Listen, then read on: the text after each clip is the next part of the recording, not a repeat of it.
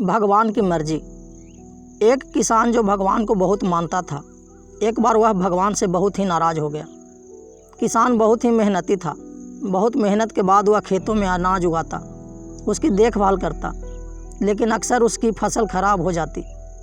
कभी बाढ़ आ जाती, कभी सूखा पड़ जाता, तो कभी तेज़ धूप और कभी आंधी। मतलब किसी न किसी वजह से उसकी फसल खराब हो जाती। एक दिन की बात है, किसान गुस्से में आसमान की तरफ देखकर भगवान से कहता, ईश्वर, आपको लोग सर्वज्ञाता मानते हैं, आपकी मर्जी के बिना एक पत्ता भी नहीं हिलता, पर मुझे तो ऐसा लगता है कि आपको तो छोटी सी छोटी बातों का भी नहीं पता। आपको तो यह भी नहीं पता है कि खेती बाड़ी कैसे होती है। अगर आपको पता होता तो हर समय जो बाढ़, आंधी और तूफान आते हैं वो फिर कभी नहीं आते।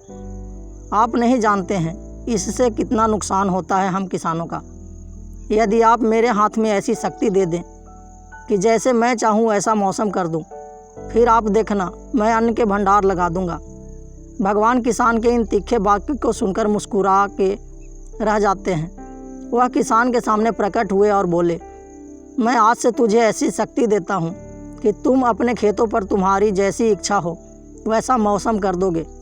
मैं इसमें बिल्कुल भी दखल नहीं दूँगा, सब तुम्हारी इच्छा से होगा। किसान वरदान पाकर बहुत खुश हो गया। अब किसान ने अपने खेतों में गेहूं की फसल बोई। अब जब किसान को लगता कि खेतों को धूप चाहिए तो खेतों पर धूप कर देता। जब पानी बरसाना चाहता तो पानी बरसा देता।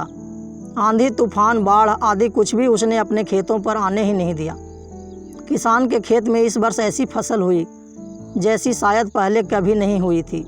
हरी भरी लहलहाती फसल को देखकर किसान मन ही मन बहुत खुश हो रहा था और सोच रहा था, अब सबूत के साथ दिखाऊंगा भगवान को कि ऐसे किया जाता है शक्ति का सही उपयोग। मेरी सफलता देखकर तो उन्हें अपने नियम जरूर बदलने पड़ेंगे।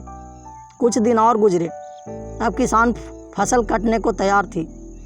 किसान बहुत उत्सुकता के साथ फसल को जैसे ही काटने लगा तो उसकी नज़र गेहूं की बालियों पर गई, तो उसने अपना सिर पीट लिया और वह रोने चिल्लाने लगा। गेहूं की एक भी बाली में गेहूं का एक भी दाना नहीं था।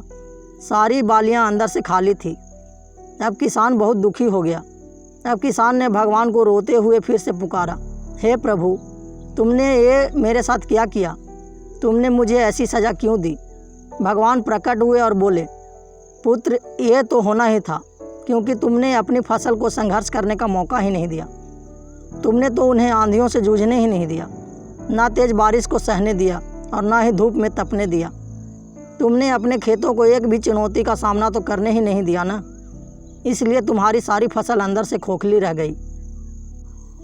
जब आंधी, तूफान, तेज़ बारिश और तेज़ धूप पड़ती है तभी ये पौधे अपने अस्तित्व को बचाने के लिए संघर्ष करते हैं, और इसी संघर्ष से जो बल पैदा होता है, जिसमें शक्ति होती है, ऊर्जा होती है, और इसी ऊर्जा पूर्ति को तूने अपने खेतों को करने नहीं दिया। तेरे खेतों में बालियां सिर्फ इसलिए नहीं फूटी क्योंकि तुमने उन्हें कठिन परिस्थितियों से गुजरने ही नहीं दिया जहां उनके अस्तित्व का जन्म होना था। याद रखना, सोना तब तक सोना नहीं होता जब तक वह आग में तपने, गलने और हथौड़े से पीटने जैसे संघर्षों से होकर नहीं गुजरता है।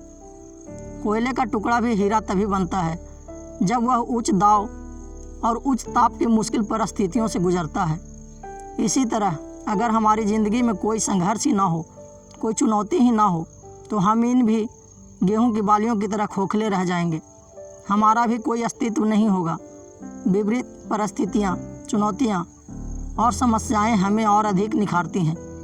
अगर जीवन में कठिन परिस्थितियाँ और चुनौतियाँ आएँ तो घबराना मत, बल्कि उनका डटकर सामना करना और विश्वास करना कि आप और अधिक निखर जाओगे और अधिक मजबूत बन जाओगे। ये कहानी आपको कैसी लगी हमें कमेंट बॉक्स में ज़रूर बताएं तथा चैनल को भी सब्सक्राइब करें।